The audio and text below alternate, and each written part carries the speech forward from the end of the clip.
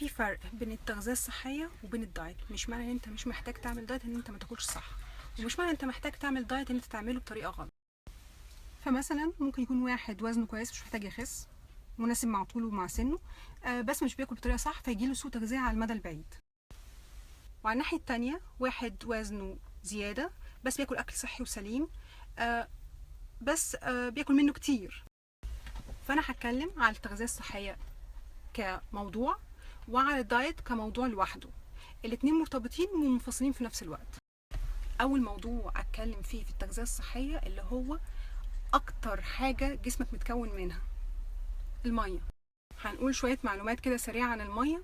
جسمك متكون من تقريبا 65% منه مية، يعني المية شيء مهم جدا في تكوين جسمك.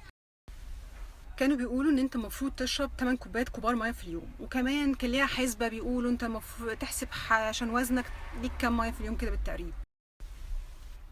فالدراسات اثبتت انه مش لازم الطريقه دي، يعني الكتير لناس ممكن يكون قليل لناس، والقليل لناس ممكن يكون كتير لناس. فقالوا خلاص لا مش هتنفع قوي، فاحنا نقول ان حسب ما انت عطشان، على قد ما انت عطشان على قد ما تشرب. لكن في طريقه بسيطه نعرف بيها احنا محتاجين ميه ولا لا.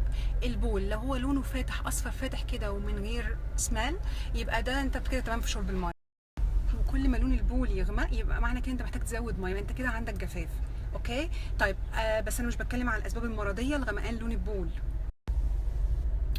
الصداع، الارهاق، عدم التركيز، ان الجلد يكون ناشف، وان يجيلك امساك. معلومه مهمه جدا، الشاي، القهوه، نسكافيه، اي مشروبات تانية ما تحسبهاش من الميه. الميه هي الميه في صورتها الطبيعيه. الناس اول ما تصحى من النوم تشرب ميه، وجدوا ان ده بيعلي الحرق ب 30%، واللي بتشرب قبل كل وجبه بيقلل استهلاك من السعرات الحراريه 200 سعره حراريه. وطبعا الناس اللي بتلعب رياضه الميه مهمه جدا ليهم عشان كفاءه العضلات، وحتى الناس اللي مش بتلعب رياضه عشان العضله تكون كويسه لازم تكون بتشرب ميه كويس. وخلي بالك الجسم بيتلخبط بين ان انت جعان وان انت عطشان، يعني اول ما تحس بالجوع اشرب ميه، ممكن تكون مجرد عطشان والمخ مش عارف يفرق، والحركه دي برضو بتخسس.